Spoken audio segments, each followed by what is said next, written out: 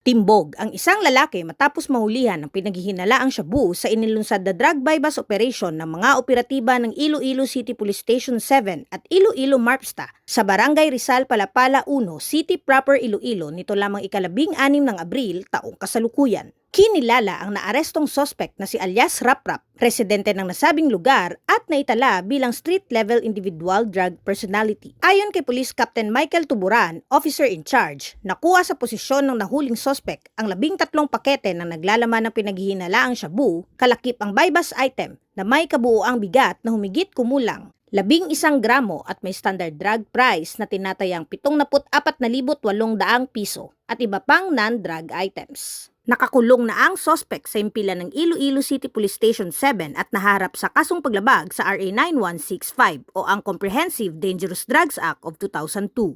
Ang tagumpay ng ating mga kapulisan ay resulta ng mas pinaigting na kampanya kontra iligal droga tungo sa ligtas, maayos at drug-free na komunidad. Mula dito sa Police Regional Office 6, ako ang inyong Police News Network Correspondent, Patrolwoman Andrea Dominic Di Palobos, alagad ng batas, tagataguyod ng balitang pulis.